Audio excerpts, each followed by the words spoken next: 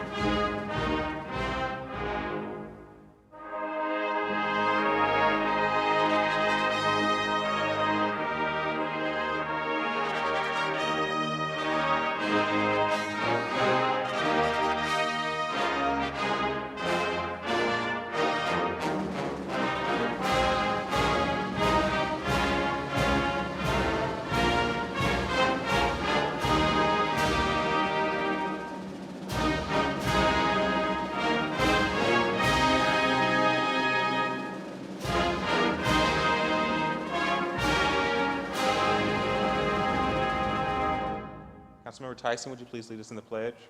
I pledge allegiance To the flag of the United States of America and to the republic for which it stands, one nation, under God, indivisible, with liberty and justice for all. This evening, Council is pleased and appreciative to have co-pastor, Pastor Imani Jones from the Advent United Church of Christ to join us for prayer. Pastor, welcome.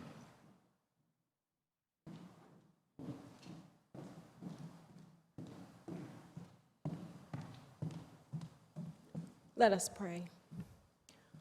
Eternal One, for the gift of this day, we give you thanks. For the privilege to gather in these chambers to discuss the issues that are of most concern to our citizens and our residents. For the privilege to govern, we thank you. We invite your presence here. We invite the integrity that goes before us to be present in this place, that you would lead and guide us as decisions are made, as conversations are had, for the greater good of the residents of this great city. We remember those who suffer, those who long for more, and pray for the wisdom and guidance that we might meet those needs so that this community would be made better, would be made stronger. Indeed, we give you thanks for this time and all that will come from it. And it's in your name that we do pray and give thanks. Amen. Amen. Thank you, Pastor. Clerk, please call the roll. Brown, Dorans, Favor, Remy, Tyson, President Harden. Any person who takes any actions to obstruct or interfere with the conduct of tonight's meeting may be charged with disturbing a lawful meeting pursuant to Columbus City Code 2317.12. Any person who enters those areas of City Council chambers reserved for city officials or invited guests may be charged with criminal trespass pursuant to Columbus City Code 2311.21. Thank you, Madam Clerk. Can I get a motion to dispense with the reading of the journal? Please call the roll. Brown, Dorans, Favor, Remy, Tyson, President Harden. This week's communications received by the City Clerk's offices are listed on the agenda and will be published in the City Bulletin. Are there any other communications to be read into the record? Not at this time. Thank you, Madam Clerk. Are there any resolutions by members of councils? Councilmember Elizabeth, President Pro Tem Elizabeth Brown, Dorans, Councilmember Favor, Councilmember Remy. Thank you very much, Council President Harden. Tonight, I am very excited to invite Dr. Frederick Bertley to the podium as I introduce Resolution 148X 2019 to recognize and celebrate the first COSI Science Festival this Wednesday, May 1st through May 4th, 2019. The Center of Science and Industry has inspired Central Ohioans of all ages and backgrounds to take an interest in science for 55 years. At its launch, the COSI Science Festival will host more than 100 events in cities and neighborhoods around Central Ohio on May 1st through May 4th. During the Science Festival, there will be a program titled Be a Scientist, which will be an event series providing hands-on experiences to get young people interested in STEM careers such as can't speak tonight, veterinary, urban farming, rocket science, and design engineering. COSI will provide free science programming to schools around Central Ohio as part of the Science Festival. Students of all ages from more than a dozen schools will learn about engaging STEM areas like electrical engineering and computer science. And on May 3rd, the COSI Science Festival will host a citywide star party. This event, taking place in 15 locations across Columbus, will bring together people of all ages to admire and learn about the night sky. And COSI recognized 13 Central Ohioans as the 2019 STEM Stars. The group includes students, educators, business owners, and inventors. And the 2019 COSI Science Festival will culminate in the Big Science Celebration. The celebration will involve experiments and engaging demonstrations hosted by the Central Ohio's own science, technology, engineering, and mathematics organizations. Now, therefore, be it resolved by the Council of the City of Columbus that this council does hereby recognize and celebrate the first ever COSI Science Festival taking place May 1st through May 4th, 2019. I'm excited to turn the floor over to you, Dr. Bertley, to hear more about this exciting event. Well, thank you very much, Councilman Remy and Councilman Hardin and the whole council here. Thank you very much for having myself and my colleague, Stephen White, Vice President of External Affairs. We're so excited to launch the COSI Science Festival for this community. And I love the fact that we began tonight with singing the national anthem. It's interesting, in this great nation, there's growing science illiteracy. You see it in terms of measles infections, you see it in terms of climate change, you see it in terms of antibiotics, deaths that are happening in hospitals. A lot of this is because of science literacy. The other big piece is just this morning when we woke up, in this great state of Ohio, there are about 150,000 jobs that are unfilled, half of which are based on science, technology, engineering, and math. And we're not talking about getting a PhD in pharmacology or a PhD in astrophysics. We're talking about even a 2-year degree at our great school, Columbus State, just down the street. And so the purpose of the Science Festival is to deconstruct and demystify how cool science is and make it accessible to everybody. And we're so proud to launch the inaugural Science Festival. You mentioned in your remarks and in the note we're receiving, 110 different events this Wednesday through Friday. The lion's share of which are in this great city of Columbus, but also spreading out throughout the walls of Franklinton community and Franklin County, and we're so excited about that. My colleague is going to talk a little bit about the Big Science Festival, but before we do that, we know we can't give you gifts, but we're allowed to bring you COSI swag. So we have for each of you this incredible t-shirt that celebrates the COSI Science Festival. And with that, I want to turn it over to my colleague who's going to talk about the importance of the big science celebration that is here in the peninsula right outside your doors. Thank you so much, and thank you to City Council and Councilman Remy and President Hardin and members of City Council here in the City of Columbus. We want to thank you again for being critical partners. As you all know, the vision and mission of COSI is to engage, inspire, and transform lives and communities by being the best partner in science, technology, and industry learning. And we cannot do that, particularly around the COSI Science Festival or the Big Science Celebration, without your critical partnership. So thank you. As Dr. Bertley mentioned, the Big Science Celebration is this Saturday, and we invite each one of you, as well as the members of the public, to come out for this free, amazing opportunity. We are proud to partner with CODA, who will be providing transportation to ensure that transportation is not a barrier for this amazing STEM opportunity, to ensure that every member from our community and all our residents have an opportunity to learn. Big Science Celebration is going to be a culminating event. It's going to feature over 125 different experiences from across our community, all with hands-on experiences. And our critical and exciting partnership that we're here to share with you all today is around NASA. NASA, for the first time ever, is going to be delivering all 10 of their research centers and bringing it right here to the city of Columbus for our community to experience and learn the amazing work that they're doing day in and day out for the residents of Columbus. And so with that, thank you so much for allowing us to be here today, and thank you for your support for the COSI Science Festival. Well, I wore my orange COSI tie today just for this event, and certainly this has special meaning for my household. And I remember last year at the kickoff, things flying in the sky, and Whose coat do you have hanging in there? Some mayor by the name of Mayor Andy Ginther. It's hanging on our walls, stained, but it's all in the name of science. It's all in the name of science. Well, as the spouse of a Columbus City School science teacher, this has special meaning. Science kind of runs our household, so we're very excited. I do have a question for you.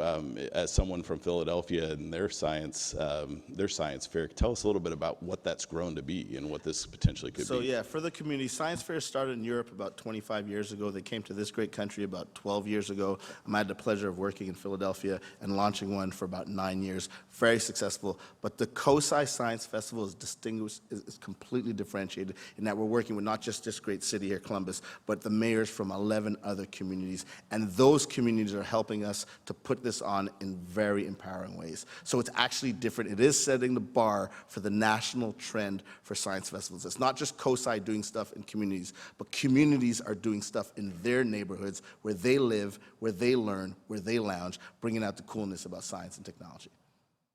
Awesome. Thank you very much. Are there any questions or comments from my colleagues this evening? Seeing none, I move for passage. Brown, Dorans, favor, Remy, Tyson, President Harden.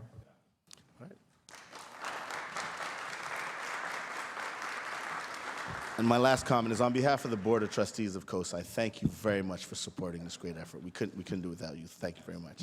Yeah.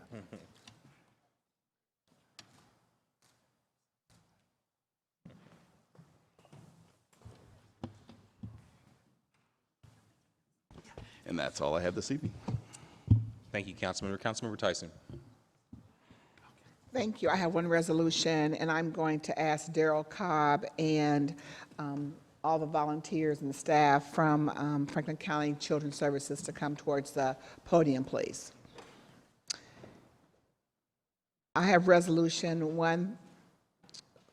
136X-2019 to honor, recognize, and celebrate the 50th anniversary of the Franklin County Children's Services Friendship Program. Whereas the Franklin County Children's Services Volunteer Department was founded in 1964 in response to the community's request to create positive, meaningful connections for youth in the agency's custody. Whereas the Franklin County Children's Services Friendship Program was developed in 1969 to provide one-on-one mentoring services to the thousands of children who are under the care of Franklin County Children's Services. And whereas Franklin County Children's Services Friendship volunteers have served thousands of youth who may have experienced abuse, neglect, or difficult home conditions by being a positive force in their lives when it was needed the most. And whereas the Franklin County Children's Services Friendship Program is one of the only known programs of its kind in the nation that is housed within a child welfare agency. A program provides youth with life-changing experiences and moves them from a state of being at risk to a life of promise to the power of relationships. And whereas the Franklin County Children's Services Friendship Program has become the cornerstone of the agency's mentoring programs, it has served as the foundation of the creation of Simba, Malika, and the college-bound mentoring programs.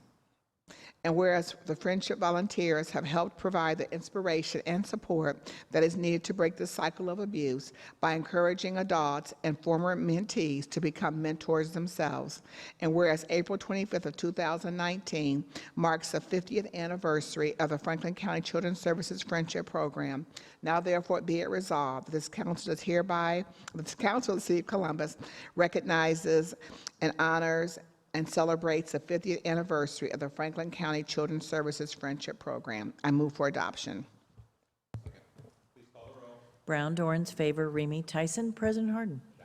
Thank you. And now I'm going to ask Mr. Darrell Cobb, who is the director of the SIMBA program, to speak. And then I think he's going to have some other speakers also. Good evening. Good evening, ma'am. President Harden, Councilmember Brown, Councilmember Tyson, and all other council members, good afternoon.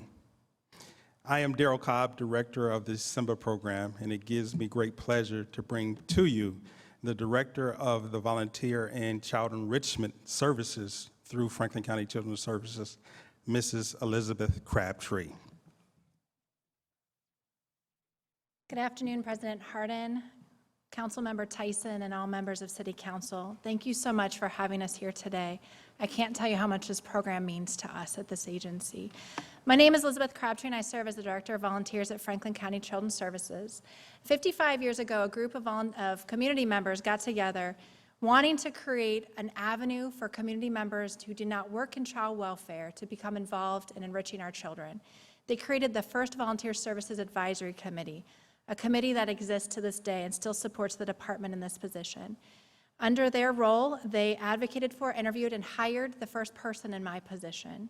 Then 50 years ago, in response to continuous community requests to take children and agency care out into the community to provide them with enriching and normal childhood experiences which our children desperately need, Children's Services Friendship Mentoring Program was created under VSAC's leadership. This established the platform and the foundation for all of our other mentoring programs, such as Simba, Malika, and College Bound Mentoring. So this was the beginning for us. The creation of this department is one of only 5 that we have found in the nation. I'm sure I'll get phone calls, there are probably others out there, but we've not been able to find many. And this was not a top-down, policy-out decision, and it wasn't the result of someone reading research. This was a community-in, grassroots-up decision from our community saying we want to be involved and we're here. Because of our community's vision, thousands of lives have been changed in ways that I would fail today to put into words. And so when people say, I'm just one person, what can I do? I stand now with a 50-year program that was because of the vision of community members who wanted to give back. We are humbled by the opportunity to be here and thankful for this acknowledgement. I have staff members with me and some of our volunteers, and I am so grateful for the community that we have. But they give themselves every day to break the cycle of abuse through the power of relationships. And that isn't something that we are incredibly grateful and privileged to have here in Franklin County. Before I step away from the mic, I do want to thank you, Councilmember Tyson. We also run Holiday Wish, and I bring all of them in for that as well. And for years, we struggled with getting toys on our shelves that reflected the beautiful children that we serve. And from that came Black Girl Magic, and thank you for being a supporter of that. And as I look around this room, I see people who support many of the programs that we have, and we're incredibly grateful for that. So. Thank you very much. And I don't know if you want to have them introduce. Please do. If you guys would like to step up to the mic and introduce yourself. Hello, my name is Joyce A. Bandit, and I'm one of the Friendship Volunteer Coordinators. Hello, my name is Tanya Still, and I'm the director of the Malika program. Good evening, I'm Lisa Evans, and I'm one of the Friendship Coordinators. Hello, I'm Melissa Ananaya. I'm one of the Friendship Coordinators. Hi, I'm Jody Brown. I'm one of the volunteers. Sorry. I'm Greg Carlucci. I'm College Bound Mentor. Hello, I'm Vanessa Pelfrey, and I'm one of the Friendship Volunteers. Hello, I'm Debbie Sartori. I'm one of the Friendship Volunteers and part of the Volunteer Services Advisory Committee. Well, thank you for certainly coming to council. Thank you for the work that you do each and every day of caring for our children. For those of you who are working for our Franklin County Children's Services, just thank you. I know there's lots of other organizations you could be working at and probably making a lot more money, but you know what? But you decided to work there and to be able to serve our children. And for that, this community is thankful. For those of you who are volunteers, thank you for giving up your time and your talent and your treasure to help our children. It is so important. We could not do this work without each and every one of you, and for especially thinking about some of our children who are most at risk, that you have made. There are special programs to focus on those young people.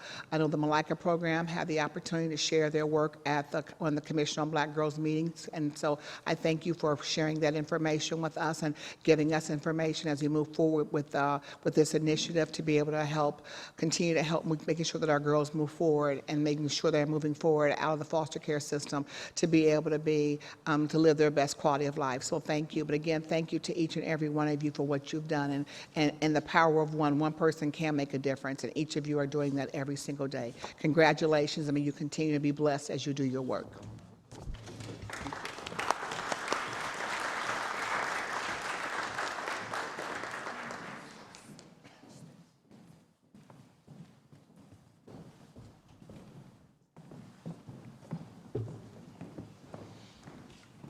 And I have an announcement.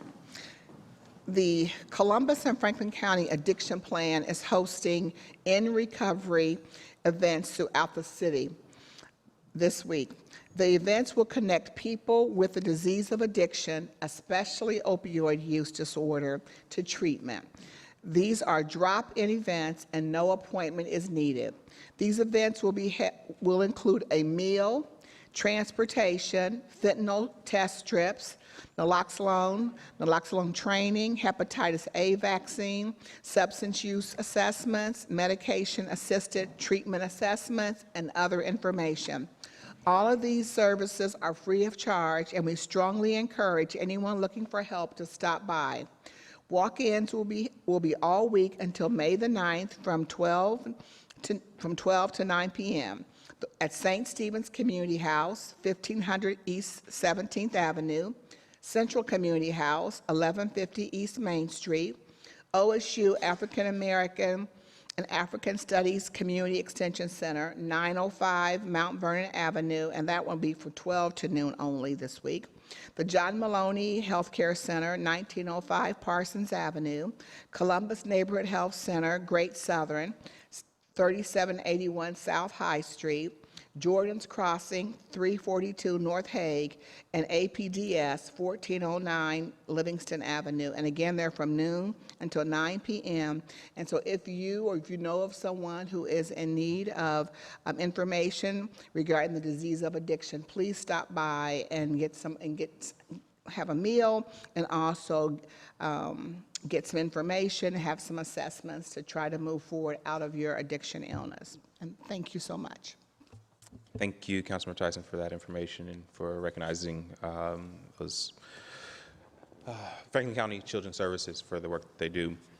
I have a couple resolutions this evening. I'm going to start with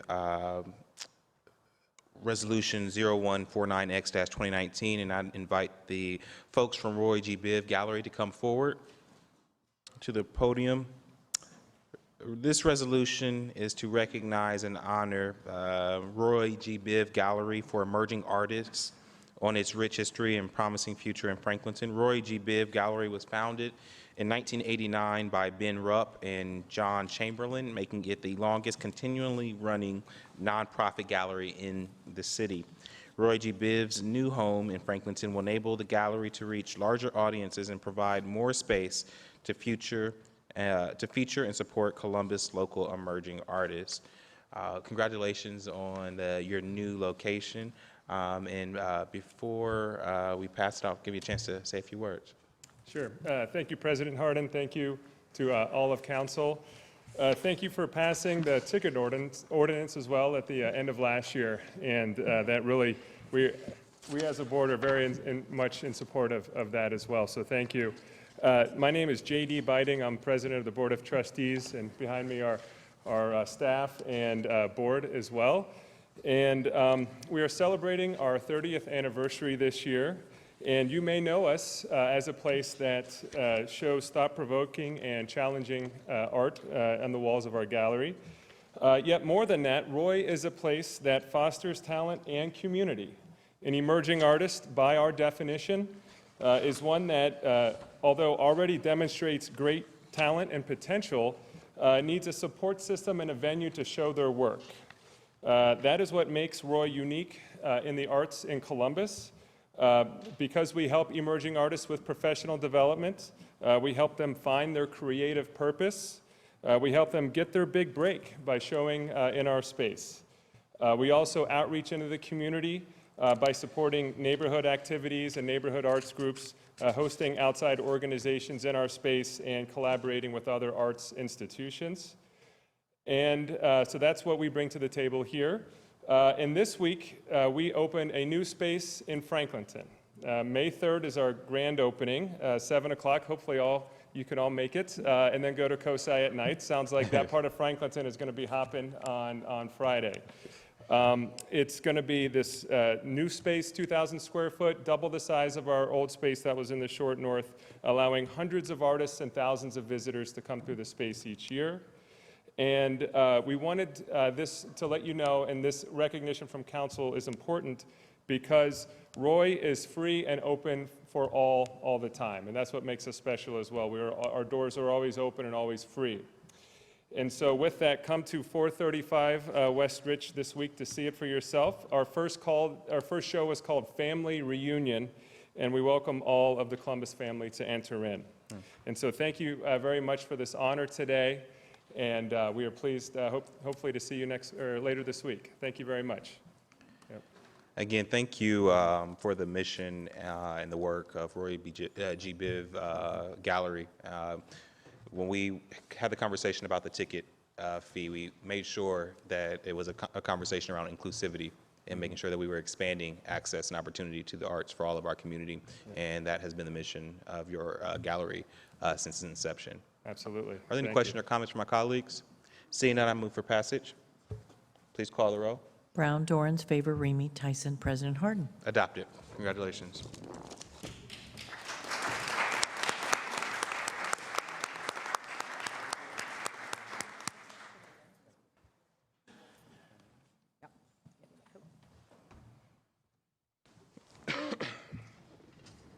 Next, I have a series of resolutions.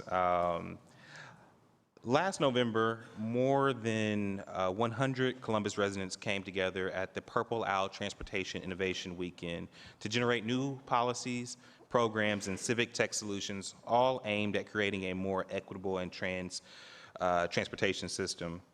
The teams had less than 48 hours to develop and vet, and then finally pitch their proposals. Tonight, I'm recognizing the top 3 teams from the pitch competition. And I'm going to invite them to come forward all together. In first place was Team Get It Done. In second place was the Sharks. And in third place was the Jane and Richard Project. Can we all come forward?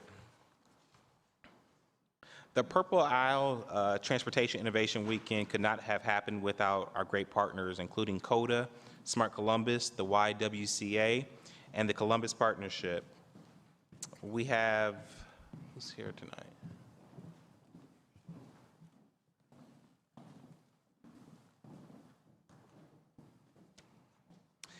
We have, is Laura here? No, Doug's here.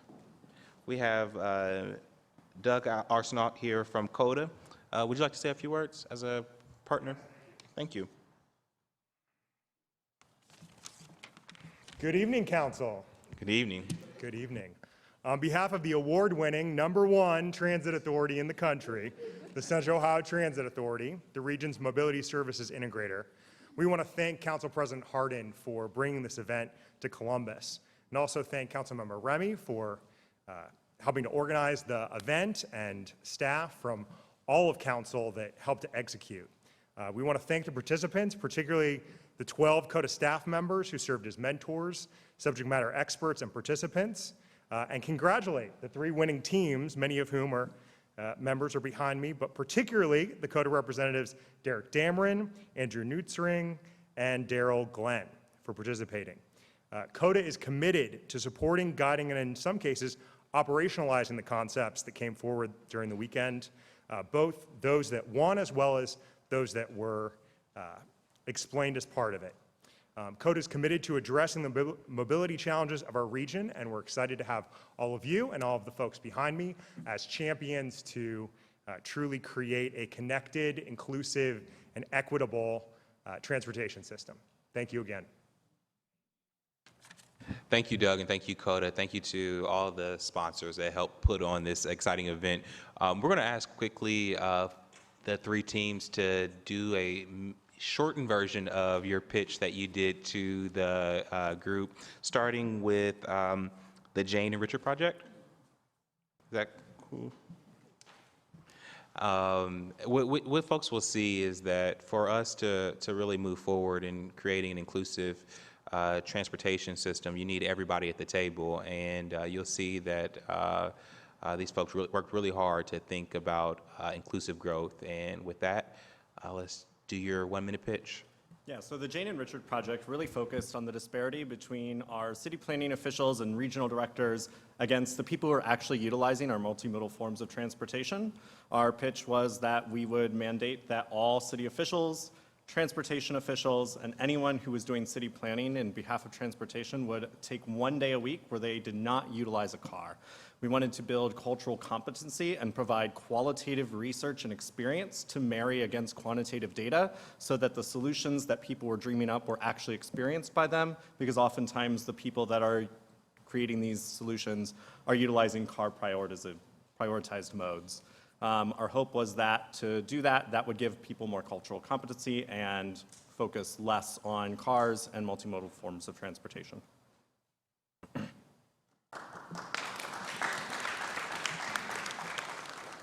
Next, could we hear from the Sharks? Good evening, Council. When we were sitting in our group together, we were thinking about, what issue can we solve through transportation? We asked kind of each one of us in the group, what problems could we solve? And we came up with something we thought was pretty important, because one of the gentlemen who was in our group mentioned that many first-generation Americans that live in the city of Columbus believe a car is survival. And with a best-in-class transit authority in the Central Ohio Transit Authority, CODA, we just felt that wasn't something that we thought would be acceptable, and that's what we wanted to solve. So when we were thinking about our idea, how could we leverage CODA to create a solution to this issue? We thought about it takes 4 times the personal cost to own a car, but can take 4 times as long to use transit. And that was part of our reasoning to come to our conclusion, which was creating a pop-up dedicated bus lane to allow CODA more efficient passway through the right-of-way to allow for quicker service, up to 25% faster, so folks don't spend as much time leveraging transportation. This is something that can go in multiple corridors, but we've thought a pop-up would prove out the concept and allow kind of the proof in the pudding, so to speak, for city to move forward. And that was our idea, to leverage best-in-class service through CODA, city-designated right-of-way, to allow folks quicker transportation throughout the city of Columbus. Thanks.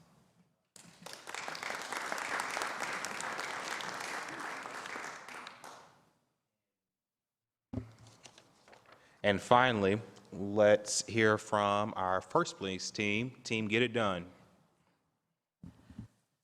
Good evening, members of council. So we looked at this challenge from 2 lenses. One was we could not add 1 million more people by 2050 with a solo commute rate of 84%, because the congestion would make our city feel like LA. And we also can't tackle the climate change or ensure good air quality with all of these cars on the road.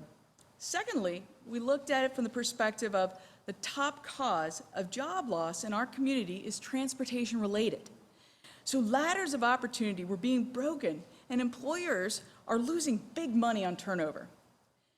We believe that all of the City of Columbus residents have the right to mobility. So we proposed a policy requiring employers to do 3 things. 1, offer mobility as a benefit, subsidizing CODA passes or microtransit services, or offering parking lot opt-out incentives. 2, educating employees on other options on smart commutes. And then 3, employers will ask employees 5 very simple questions to understand commuting behaviors and share that anonymized data with the city so that we can inform to make better decisions. We envision a future where we decrease solo commuting while adding 1 million people and providing a hand up to all of the community residents. Team Get It Done is a group of passionate people with diverse perspectives, and we were unified in creating a policy proposal under the mantra, if it's not for us all, it's not for us. Thank you. Congratulations. Congratulations to all the teams. As you can see, there was a lot of, how many hours were put into you guys spent like 80 hours together, literally a whole weekend together, coming up with those pitches, and we're very grateful. I'm also excited to announce that tomorrow we'll be rolling out the Insight 2050 Corridor Concept Report, and we all know that our region is growing by 1 million people. The Insight 2050 Corridor Concept Report looks at 5 representative corridors to assess how transit and development models will impact our wallet, our public health, and our tax base. I will also say that with these exercises, we don't want them just to be things that just happen and they're not actual follow-up. Tomorrow, we'll be talking a little bit more about group number 2's pitch for dedicated ride-a-lane pop-up tactical urbanism test that I think that we'll be moving forward to. We made a promise during that pitch, during the process, that we would move on one of these, and I think that will be some interesting, exciting news tomorrow around that piece. Are there any comments by my colleagues? Seeing no comments, I'm going to pass these. I have to pass them individually, but I'll get one for each team. So can I have a motion to adopt Resolution 0139X-2019? Please call the roll. Brown, Dorans, favor, Remy Tyson, President Harden. Passed or adopted. I move to adopt Resolution 0140.X-2019. Please call the roll. Brown, Dorans, favor, Remy Tyson, President Harden. Adopted. And finally, I move to adopt 0141X-2019. Please call the roll. Brown, Dorans, favor, Remy Tyson, President Harden. Adopted. Thank you so much.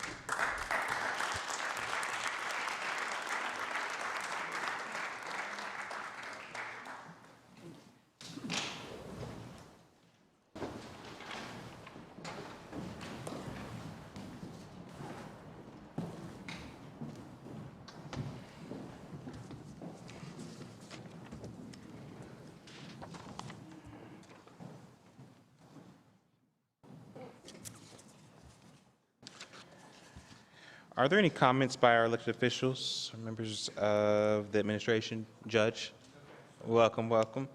Ms. Erin Sink is here from South Side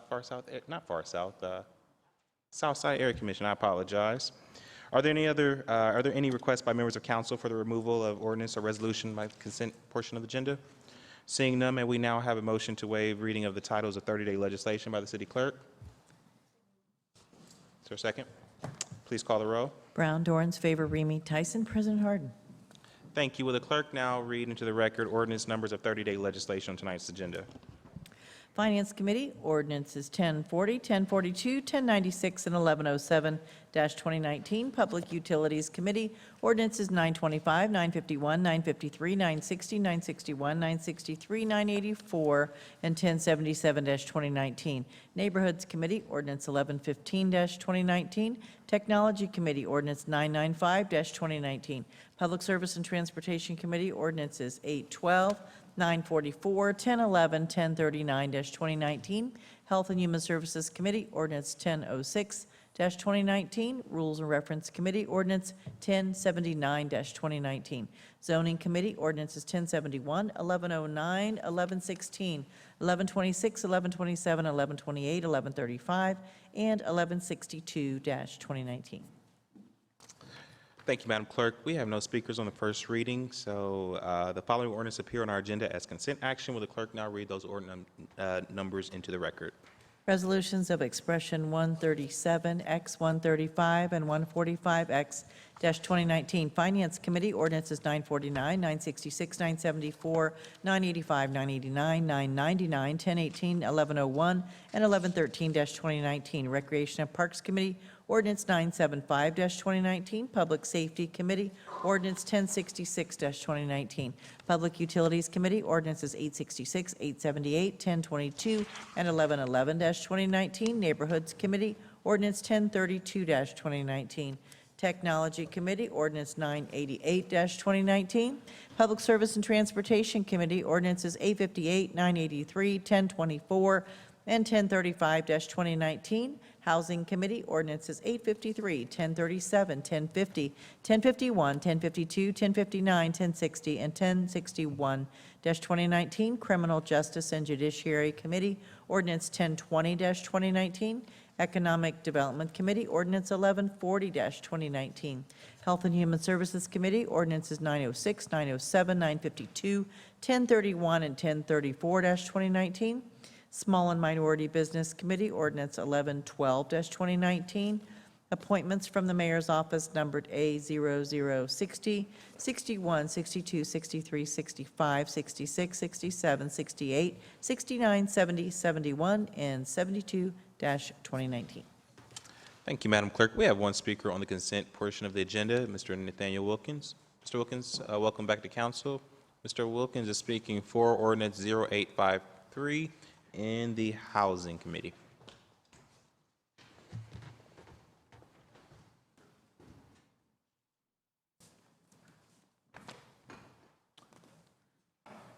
Sixteen 1612 Arlington Avenue, Mr. Nathaniel George Wilkins. I'd just like to see more money involved in this, instead of $2 billion up to $875,000. Thank you for your time. Thank you, Mr. Wilkins, for your advocacy. Are there any more questions or concerns with the consent portion of the agenda? Seeing none, may I have a motion for approval of these items? Please call the row. Brown, Dorans, favor, Remy, Tyson, President Harden. Consent agenda items are passed. We will now proceed with second reading and 30-day tabled and emergency legislation. The first committee to come before council is the Finance Committee. Councilmember, the floor is yours. Thank you, President Harden. Tonight in Finance, we have one ordinance, Ordinance 0926-2019, to authorize the Finance and Management Director to amend the 2019 Action Plan budget and the 2015 through 2019 Consolidated Plan, and to declare an emergency. The amendment being added to the action plan through this ordinance will create a new goal, quote, to improve public infrastructure in residential areas, and a new project, quote, the 2019 road construction project in the consolidated plan.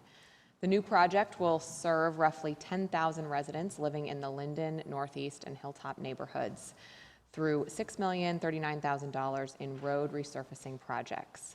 However, this legislation does not appropriate or spend funding. Subsequent legislation will appropriate grant funds for specific projects as needed. There was a public comment period for this amendment, and earlier today, a public meeting was held to present additional details on this project by the Finance Department. Director Lombardi, would you like to add anything further about the process?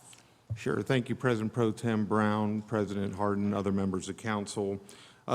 As you indicated, this ordinance merely amends the 2019 action plan and the 2015 through 19 consolidated plan. Any substantial change to either the action plan or the consolidated plan requires an amendment to be approved by this city council. Substantial changes may include additional projects, a deleted project, or any substantial change to the plan itself. Our office received community input into the consolidated plan, and therefore our department was required to follow certain activities. The Department of Finance and Management conducted the following required activities. As you indicated, there was a 30-day public comment period from March 27th to April 27th. 2 legal ads were placed in the Columbus Dispatch on March 26th and April 24th. And as you indicated today, we had our public meeting, which we are required. So far, the department has received 1 written comment and 1 verbal comment. Both are in favor of these proposed changes. Thank you. Thank you, Director Lombardi. Any questions from my colleagues? We always like to see more funding to road resurfacing. Thank you. Seeing no comments or questions, I move for passage. Please call the row. Brown, Dorans, favor, Remy, Tyson, President Harden. Passed. President Harden, may I move to Recreation and Parks? We have Ordinance 0976-2019 to authorize the Director of Recreation and Parks to enter into contract with Custom Landscape Contractors Incorporated for the installation of 617 street trees throughout Columbus, to authorize the expenditure of $201,270 from the Recreation and Parks voted bond fund, and to declare an emergency. This project will install trees in Northland, Clintonville, North Linden, the South Side. I see we have Area Commissioner Aaron Sink here from South Side Area Commission, and the southeast areas of Columbus as a part of the city's Green Initiative. The goal is to replace tree species that have died and been removed. The new plantings will be different species of trees selected specifically for each planting location. The selections consider local site restrictions to reduce stormwater runoff in the area while not interfering with nearby utilities or structures. Emergency action is being requested so that the trees can be planted during specific times of the year when it is most beneficial for them and their growth. Our tree canopy is a critical component of the city's green infrastructure. Trees improve air quality, reduce the urban heat island, help manage stormwater runoff, and help reduce utility bills by providing shade in the summer and wind block in the winter. Trees make our city healthier, more beautiful, and more welcoming.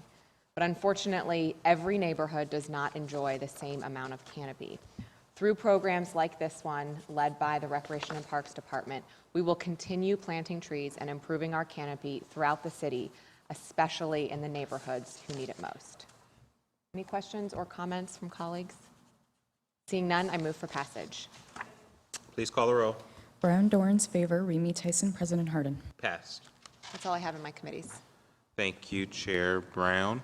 Next committee to come before council is the Public Safety Committee. Councilmember Mitch Brown chairs that committee. Councilmember is not here, so the second chair is Councilmember Tyson. Councilmember, the floor is yours.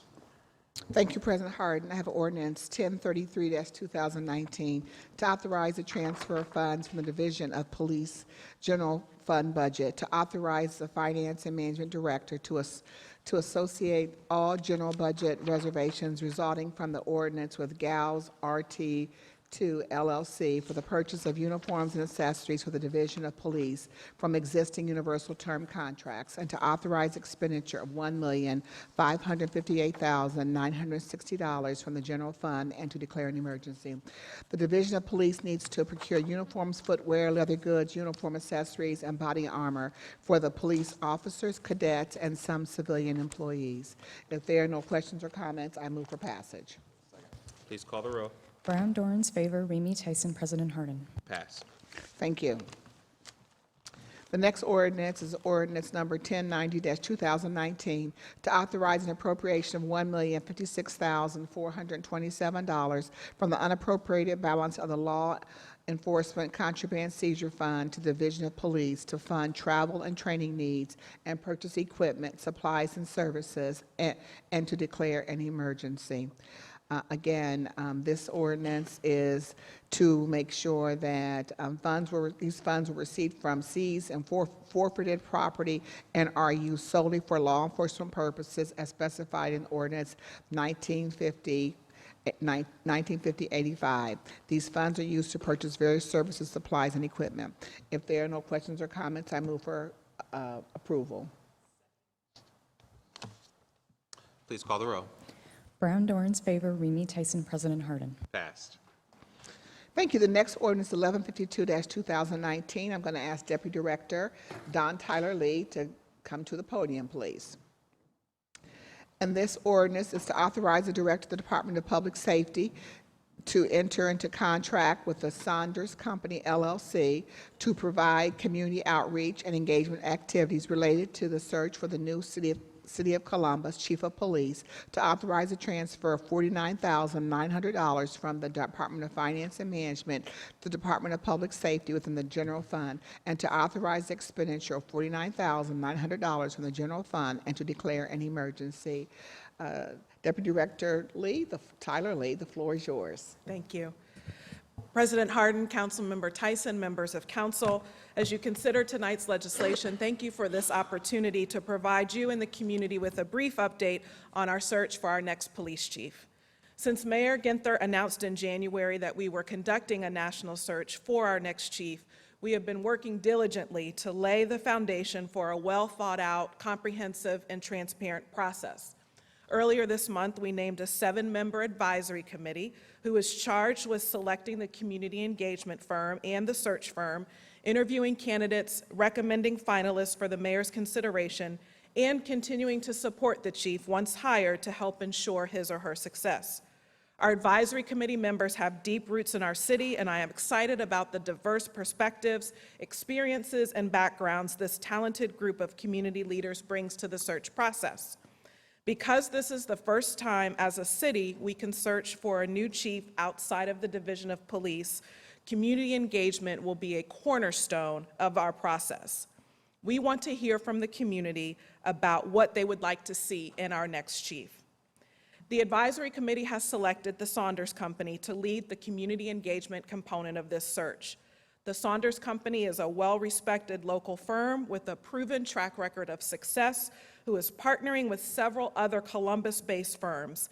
Gail Saunders, the company's CEO, and one member of the team, Danny Palmore, are here this evening.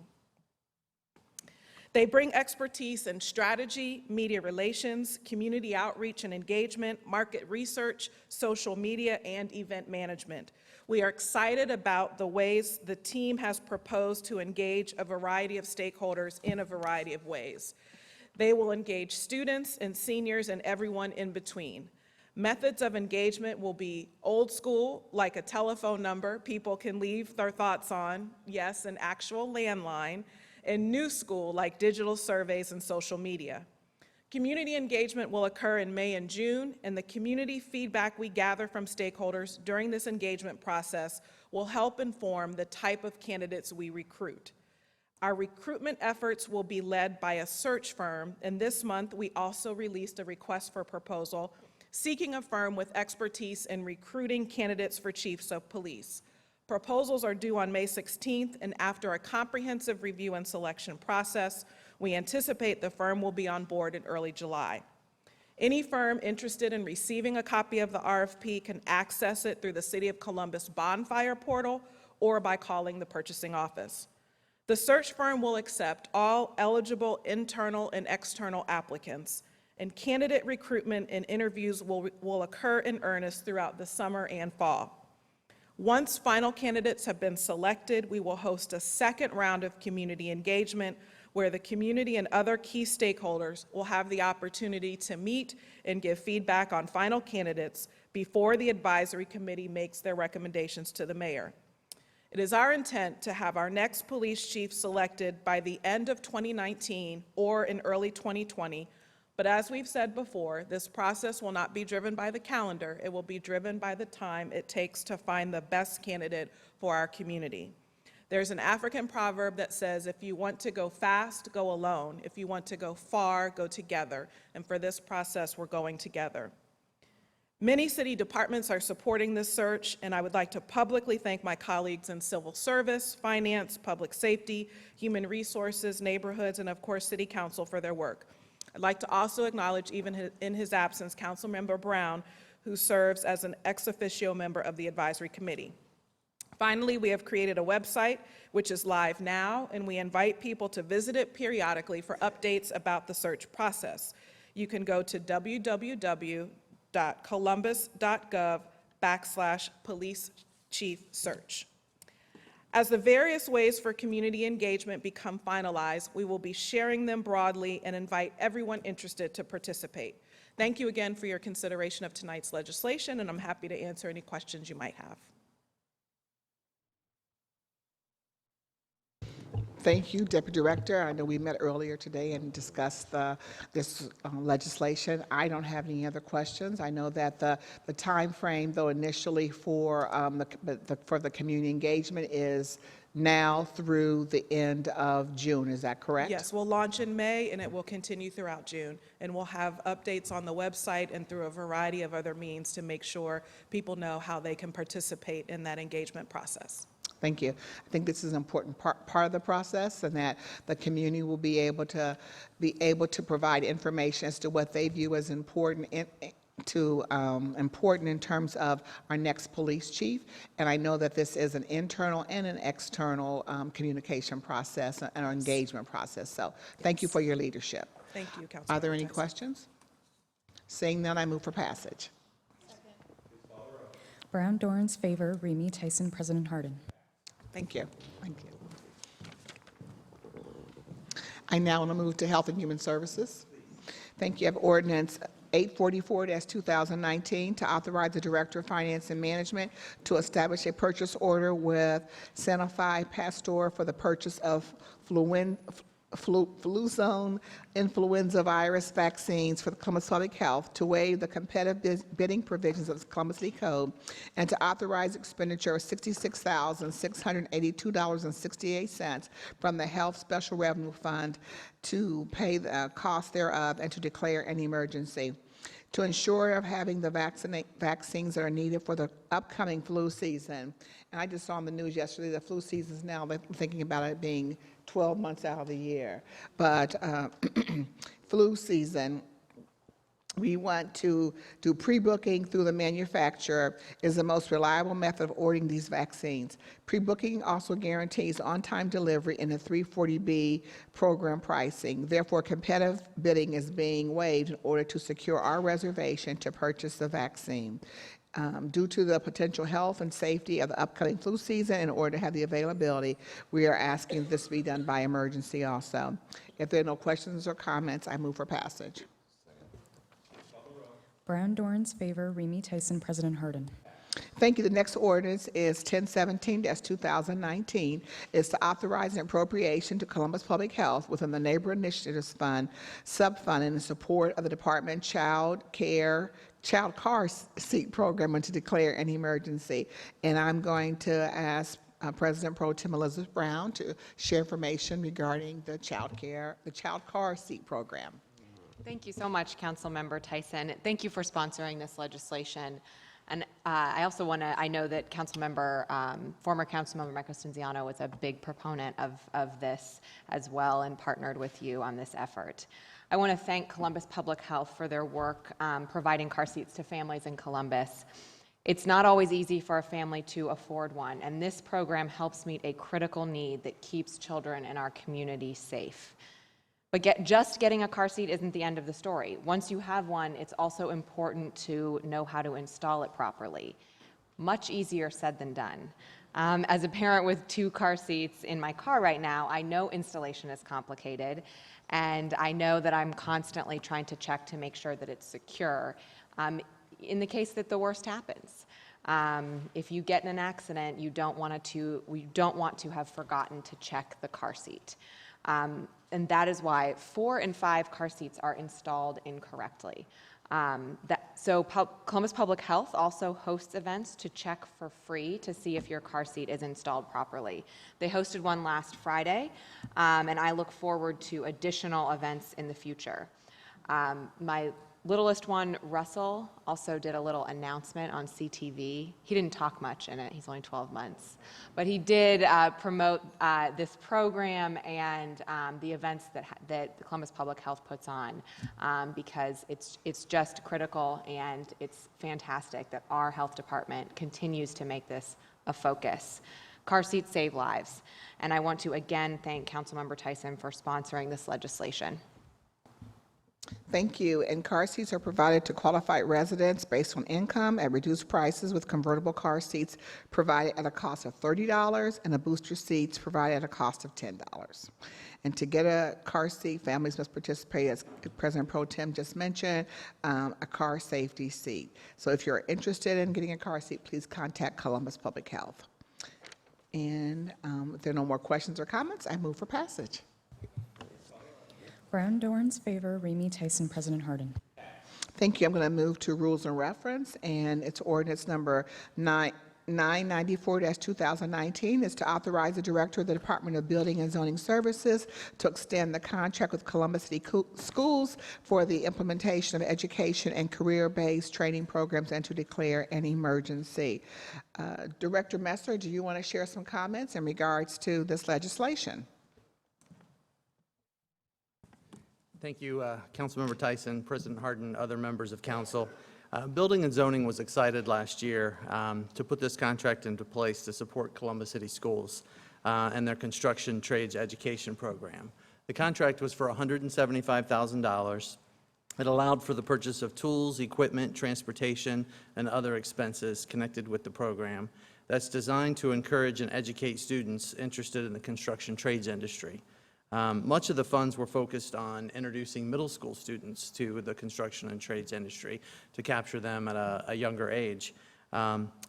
We included schools, there were over 275 middle school students that have participated from Buckeye, Sherwood, and Wedgwood in the construction trades project-based lessons. We were able to supply tools, basic safety, and career opportunity education. The reason for the requested extension and the emergency is that although the funds have been sent to Columbus City Schools, not all of the money has been spent. And so with the contract expiring, we would like to extend it so that the remaining amount of the 175 can be spent. And that's the reason for the emergency and the extension. So there's no money involved, but we're really excited about what that money has been able to do. And a lot of students are finding that an alternative path in the construction trades industry can be very rewarding. So we're excited. I'd be happy to answer any questions. Just want to say thank you for your leadership in this area. We want to make sure that you're right, getting young people involved earlier in their career path, and we certainly know that there are a number of jobs that this community has even presently for individuals that are in the building trades, and we want to make sure that we have a pipeline of individuals to be able to gain those skill sets, to be able to go into the different programs, apprenticeship programs, to be able to have really wonderful careers in building and trade. So thank you for your leadership. Thank you. Any questions or comments? Seeing none, I move for passage. Please call the row. Brown, Dorans, favor, Remy Tyson, President Harden. Pass. Thank you. That's all I have in my committees except for when we get to zoning. Thank you. Thank you, Chair. The next committee to come before council is the Public Utilities Committee. That committee is chaired by Councilmember Dorans. Councilmember, the floor is yours. Thank you, President Harden. We have two pieces of legislation tonight in public utilities.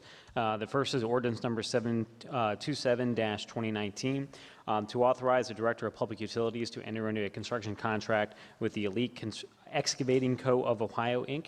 for the Woodward Avenue Sanitary Sewers and Woodward, Wildwood, Woodnell Storm Sewer Improvements Project, to authorize the appropriation and transfer of $698,246.40 from the Sanitary Sewer Reserve Fund to the Ohio Water Development Loan Fund, to authorize an appropriation within the Storm Recovery Zone Super BAB Fund, to authorize the expenditure of $698,246.40 from the Ohio Water Development Fund, to authorize the transfer within an expenditure of up to $442,471.05 from the Storm Recovery Zone Super Build America Bond Fund, to authorize the transfer within the expenditure of up to $2,783,402.55 from the Storm Sewer Bond Fund, and to amend the 2018 capital improvement budget.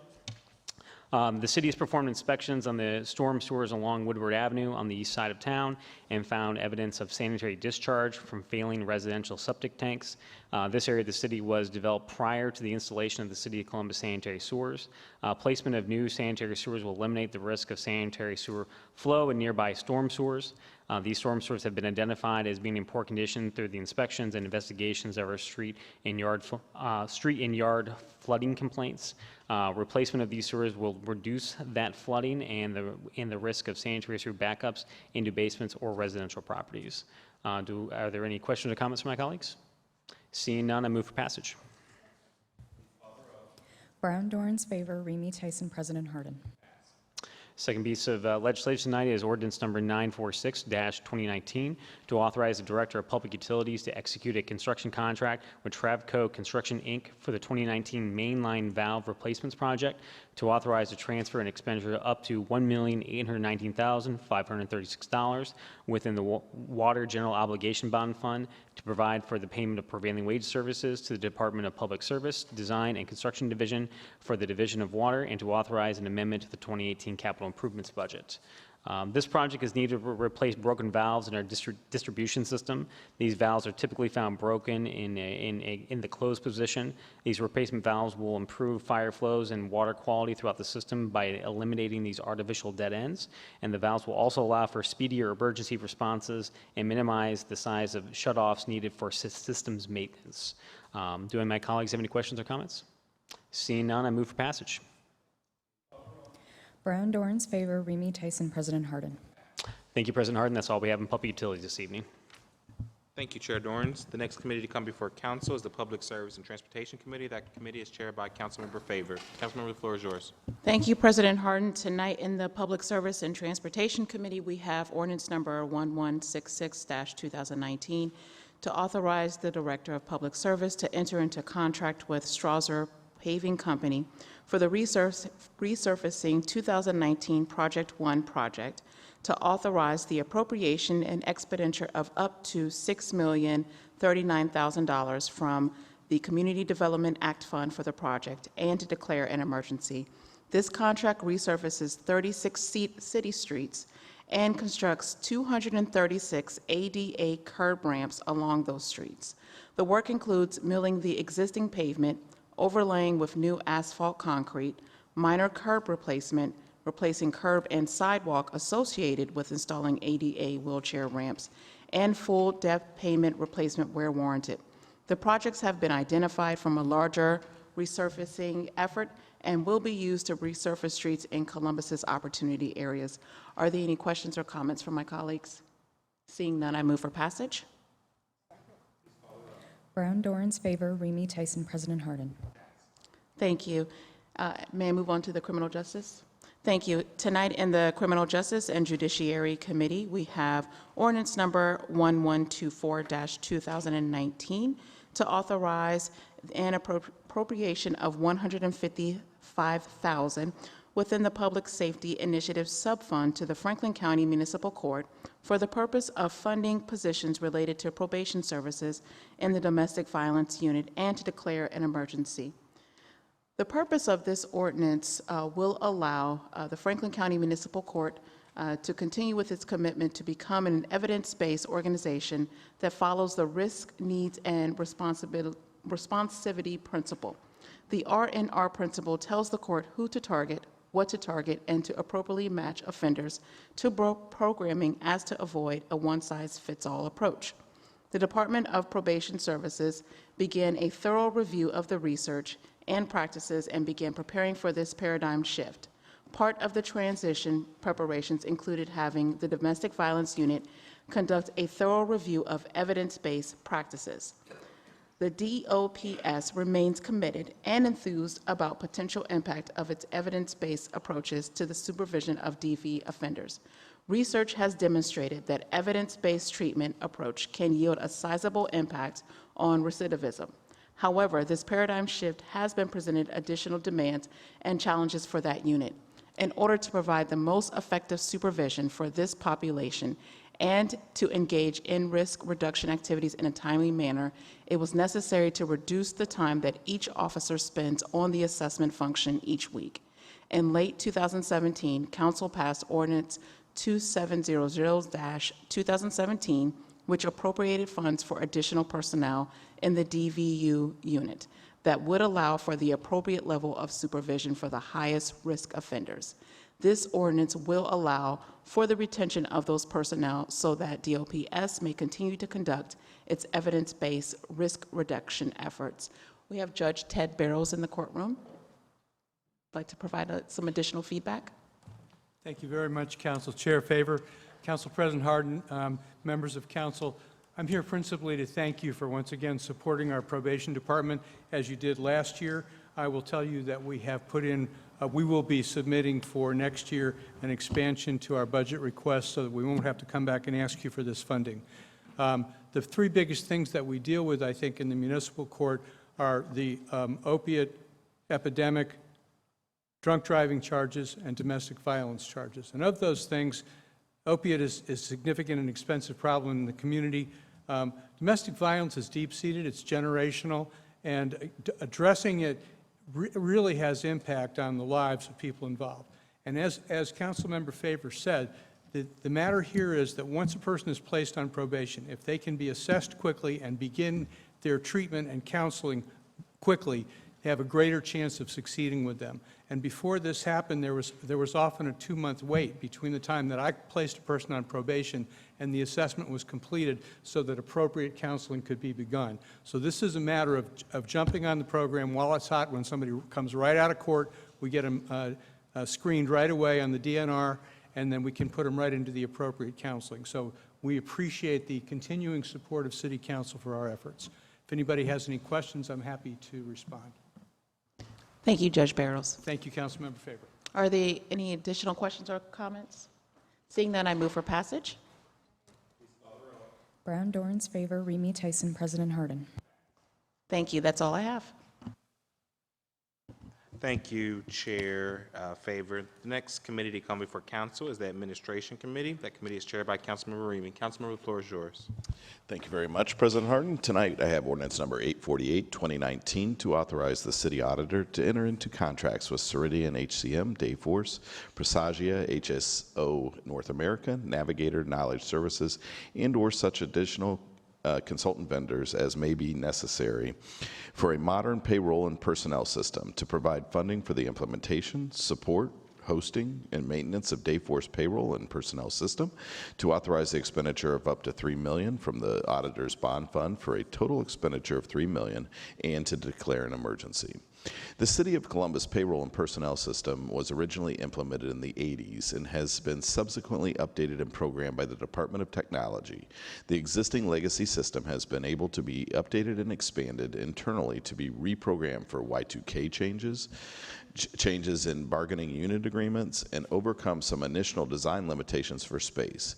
However, it has not kept up with the technical advances in areas such as providing a modern user interface, supporting end user inquiry, and ad hoc reporting, providing employee and manager self-service capabilities, and having the ability to import time and attendance collected by various systems across the city, which requires manual entry to be performed by city staff every pay period. Additionally, the Department of Technology has informed the city auditor that the platform maintenance and support for the existing system has been contracted to December 31st, 2020. As we know, basically, we have an old system. And so it has been time, and I know it's been some great work by our Madam Auditor, Megan Kilgore, which I'll turn the floor over. But first, I'd like to just thank you for the efforts that you put forth to, I know it was a big search, and there were a lot of different people that provided their proposals, and so you had a lot of work to do to sift through those. But I think at the end of the day, we're ending up with a world-class system, which we deserve. And so I'd like to turn the floor over to you to talk more about it. Sure. Thank you, Councilmember Remy. Members of council, this is a collaborative effort. Think about, with payroll, human resources, and civil service all coming together with the Department of Technology. And so it must be acknowledged that Director Orth, Director Lombardi, our friends, of course, in civil service and HR, Director Brandon, I think, is here. This is a very large endeavor, and it did require a very thoughtful RFP. The simplest way to put this is, if this system were an employee, it could have retired. And so we acknowledge that we have our work cut out for us. But one of the best things that has come as a result of this is Director Orth and I have spent a lot of time talking about, modernization's advantages, and that comes with simplicity. Right now, there are multiple systems across the city of Columbus for time and attendance. This particular system that we're investing in right now not only allows for a foundation of payroll, which simply gets the city employees and all of our very significant complexities paid, but it also has a very good time and attendance feature. And through the collaboration with the mayor's office and civil service and human resources, we are exploring that right now. What specifically can we do for Director Orth and his team to be able to simplify a lot of those processes? So a lot of that's being studied right now.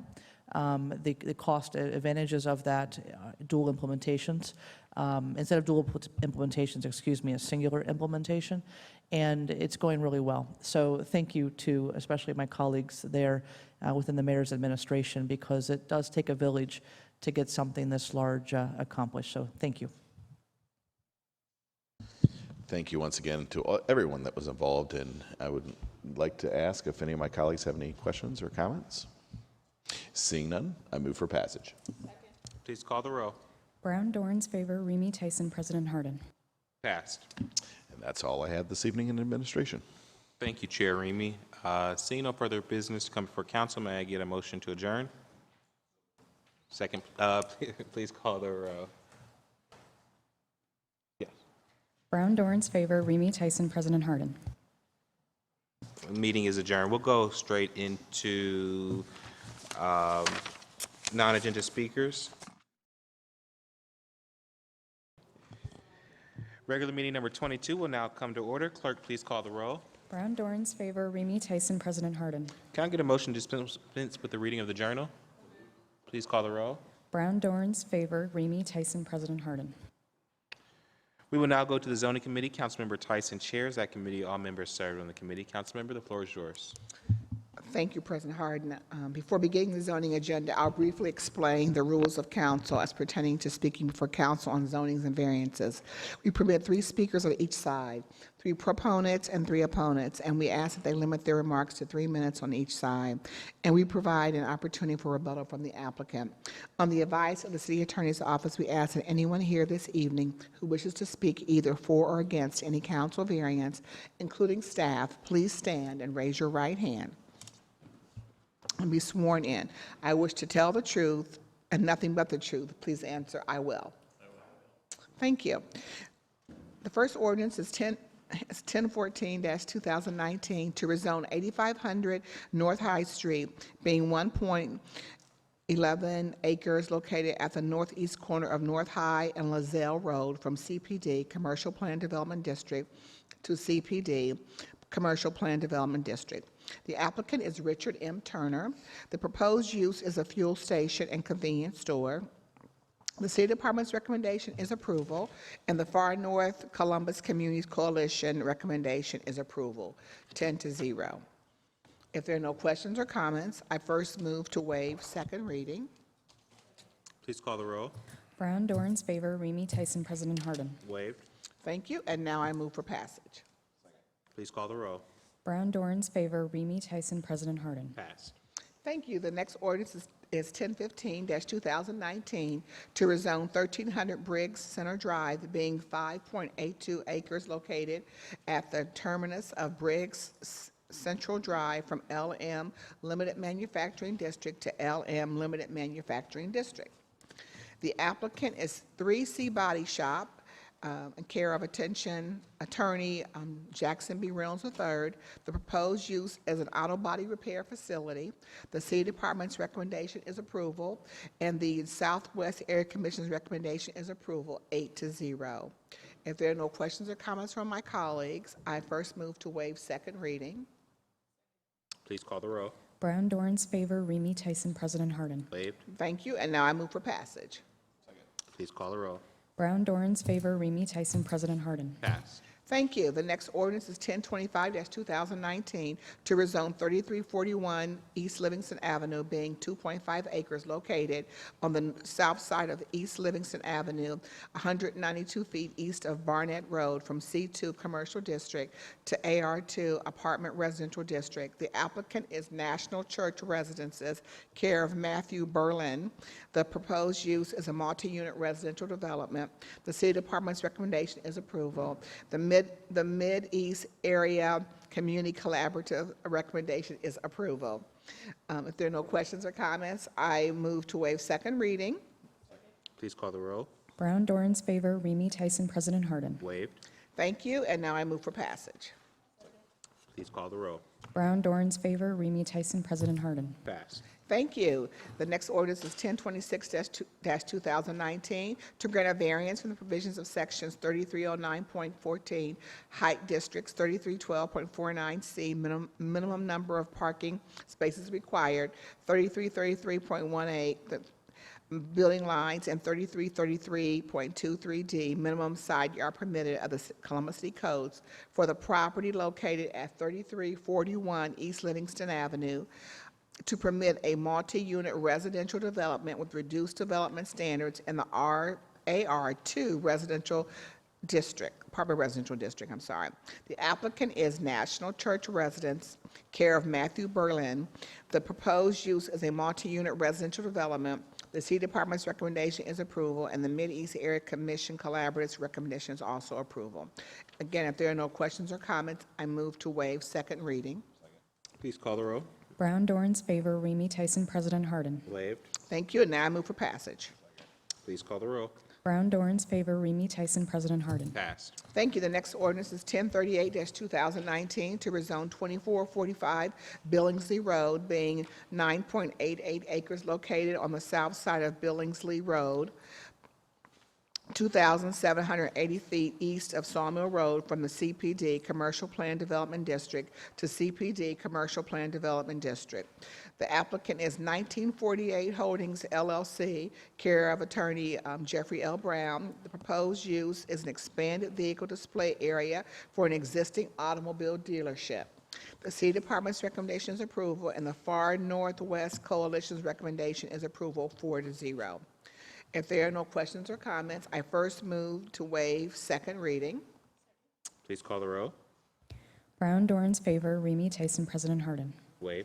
Thank you. I also move to amend as submitted to the clerk. Please call the row. Brown, Dorans, favor, Remy Tyson, President Harden. Amended. Thank you. And lastly, I move for passage. Please call the row. Brown, Dorans, favor, Remy Tyson, President Harden. Passed. Thank you. The next ordinance is 1047-2019 to grant variances from the provisions of sections 3363.01 in manufacturing districts, 3361.03 development plan, 3312.09 IL, 3312.21A landscaping and screening, 3312.25 maneuvering, 3312.27 parking setback line, 3312.49 minimum numbers of parking spaces required, 3321.05 vision clearance, and 3363.24 building lines and an M manufacturing district of the Columbus City Codes for the property located at 1408 North Grant Avenue to permit a multi-unit residential development with reduced development standards in the M manufacturing C4 commercial and CPD commercial plan development districts, and to repeal ordinance 1372.2-2017, passed June the 5th of 2017. The applicant is Wyland Park Development LLC, care of Dave Perry. The proposed use is a multi-unit residential development. The City Department's recommendation is approval, and the University Area Commission's recommendation is approval 13-0. I first move to waive second reading. Please call the row. Brown, Dorans, favor, Remy Tyson, President Harden. Waive. Thank you, and now I move for passage. Please call the row.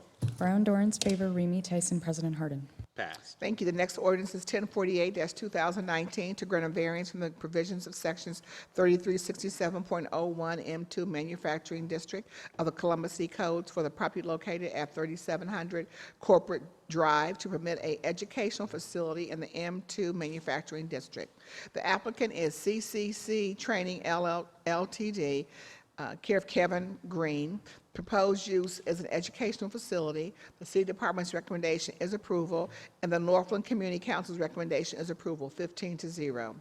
I first move to waive second reading. Please call the row. Brown, Dorans, favor, Remy Tyson, President Harden. Waive. Thank you, and now I move for passage. Please call the row. Brown, Dorans, favor, Remy Tyson, President Harden. Passed. Thank you. The next ordinance is 1053-2019 to rezone 5595 Renner Road, being 2.47 acres located at the southeast corner of Renner Road and St. James Lutheran Lane from R1 residential and CPD Commercial Plan Development Districts to CPD Commercial Plan Development District. The applicant is Alicia Hotel LLC, care of Dave Perry. Proposed use is a commercial development. The City Department's recommendation is approval, and the Far West Area Commission's recommendation is approval 3-0-1. If there are no questions or comments, I will move to waive second reading. Please call the row. Brown, Dorans, favor, Remy Tyson, President Harden. Waive. Thank you, and now I move for passage. Please call the row. Brown, Dorans, favor, Remy Tyson, President Harden. Passed. Thank you. The next ordinance is 1063-2019 to rezone 1450 Broadview Avenue, being 0.9 acres located at the southeast corner of Broadview and Ida Avenue from R4 Residential District to AR3 Apartment Residential District. The applicant is Avenue Partners, care of Dave Perry. The proposed use is a multi-unit residential development. The City Department's recommendation is approval, and the 5th by Northwest Area Commission's recommendation is approval, 6-1. If there are no questions or comments, I move to waive second reading. Please call the roll. Brown, Dorans, favor, Remy Tyson, President Harden. Thank you, and now I move for passage. Please call the roll. Brown, Dorans, favor, Remy Tyson, President Harden. Passed. Thank you. The next ordinance is a variance to the previous ordinance. It's 1064-2019 to grant a variance from the provisions of sections 3309.14 height districts, 3312.09 aisle, 3312.13B driveway, 3312.25 maneuvering, 3312.29 parking space, 3312.49 minimum number of parking spaces required, 3321.05B2 vision clearance, 3333.15C on the basis of computing area, 3333.18 building lines, 3333.24 rear yard, and 3333.26 height district of the Columbus City Codes for the property located at 1450 Broadview Avenue to permit a multi-unit residential development with reduced development standards in the AR3 apartment residential district. The applicant's Avenue Partners, care of Dave Perry, proposed use as a multi-unit residential development. The City Department's recommendations approval. In the 5th by Northwest Area Commission's recommendation is 6-1.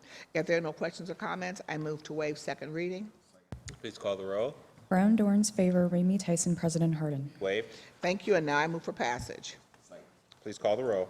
Brown, Dorans, favor, Remy Tyson, President Harden. Passed. Thank you. The next ordinance is 1073-2019 to grant a variance for the provisions of sections 3332.039 R4 Residential District, 3332.05 A4 Area District Lot with requirements, 3332.15 R4 Area District requirements, 3332.19 fronting, 3332.26 C1 minimum side yard permitted, 3332.27 rear yard of the Columbus City Codes for property located at 919 North 4th Street to permit a single-unit dwelling, a carriage house, on the rear of a lot developed with a single-unit dwelling with reduced development standards in the R4 residential district. The applicant is Eric Martineau. The proposed use is a carriage house on a lot developed with a single-unit dwelling. The City Department's recommendation is approval, and the Italian Village Commission's recommendation is approval. If there are no questions or comments, I move to waive second reading.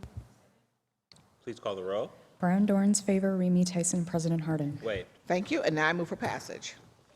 Please call the roll.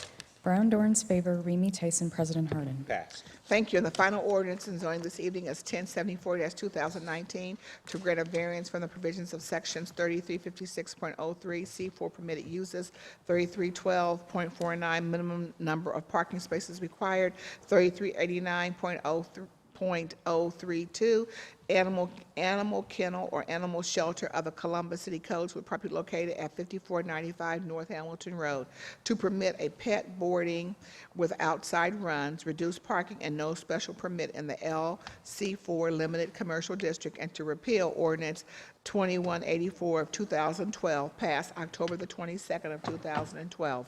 The applicant is Julie Schrick. The proposed use is a pet boarding facility with outside runs. The City Department's recommendation is approval, and the Northland Community Council's recommendation is approval, 1402. If there are no questions or comments, I move to waive second reading. Please call the roll. Brown, Dorans, favor, Remy Tyson, President Harden. Waived. Thank you, and I now move for passage. Please call the roll. Brown, Dorans, favor, Remy Tyson, President Harden. Passed. Thank you. That's all I have in zoning this evening. Thank you. Thank you, Chair Tyson.